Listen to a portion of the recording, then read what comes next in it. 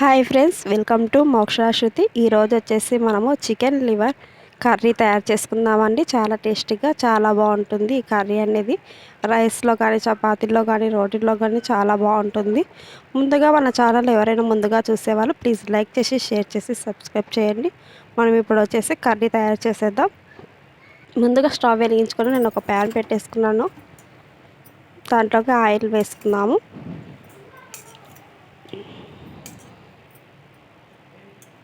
నేను వచ్చేసి ఒక 5 స్పూన్ల ఆయిల్ వేసాను. కొంచెం వేడి కానిద్దాం. వేడైన తర్వాత మనం ఉల్లిగడ్డ పేస్ట్ అండి, ఇది ఉల్లిగడ్డ మిక్సీ పట్టేసుకొని ఇలా పేస్ట్ లాగా వేయించుకుందాం. ఇలా దూరగా వేయించుకున్న తర్వాత నేను వచ్చేసి ఆయిల్ వేస్తున్నాను. ఒక 2 స్పూన్లు ఆయిల్ వేసుకొని కొంచెం వేయించుకుందాం. ఇప్పుడు వచ్చేసి అల్లం పేస్ట్, ఒక స్పూన్ అల్లం పేస్ట్ వేసుకొని పచ్చివాసన పోయేంత వరకు వేయించుకోవాలి. మీడియం ఫ్లేమ్లో పెట్టుకొని వేయించుకుందాం. తర్వాత వచ్చేసి సగం స్పూన్ వచ్చేసి పసుపు వేసుకున్నాను. తర్వాత టమాటో గుజ్జు అండి, ఇది కూడా మిక్సీ పట్టేసుకున్నాను. ఒక టమాటో తీసుకొని ఇలా మిక్సీలో పట్టేసుకొని మెత్తగా పేస్ట్ లాగా చేసుకున్నాను.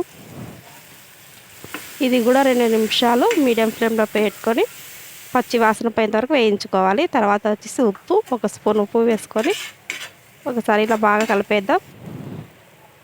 తర్వాత వచ్చేసి కారం ఒక స్పూన్ వేసాను.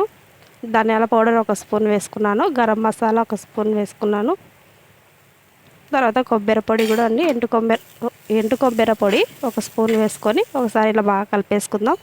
తర్వాత వచ్చేసి ఒక చిన్న గ్లాస్ అంత వాటర్ వేసుకొని ఒకసారి ఈ మిశ్రమాన్ని బాగా కలిపేసుకుందాం. ఉండలు లేకుండా మొత్తం ఇలా బాగా ఈ మిశ్రమాన్ని కలుపుకుందాము. తర్వాత టేస్ట్ చూసుకొని ఉప్పు సరిపోకుంటే కొంచెం ఒక సగం స్పూన్ ఉప్పు వేసుకుంటున్నాను. తర్వాత వచ్చేసి చికెన్ లివర్ని వేసేసుకుందాం.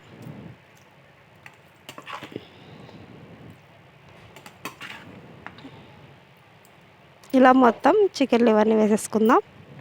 వేసుకొని ఒకసారి బాగా కలిపేసుకుందాం.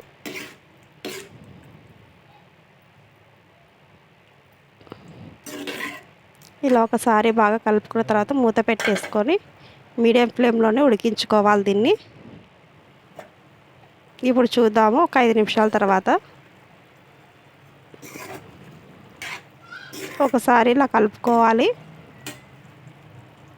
ఇప్పుడు వచ్చేసి ఒక లివర్ ముక్కను తీసుకొని చూసుకుందాం మెత్తగా అయిందో లేదో అనేది.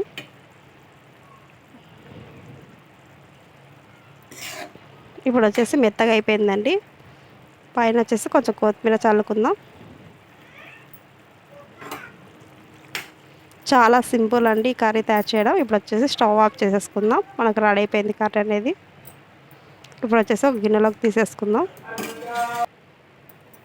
మనకు చికెన్ లివర్ కర్రీ అనేది రెడీ అయిపోయిందండి. బిర్యానీలోకి కూడా చాలా టేస్టీగా చాలా బాగుంటుంది. రైస్లోకి కూడా బాగానే ఉంటుందండి. వైట్ రైస్లో కానీ, చపాతీలో కానీ, రోటీలో కానీ. మీకు ఈ వీడియో నచ్చినట్లయితే లైక్ చేయండి, షేర్ చేయండి, సబ్స్క్రైబ్ చేయండి.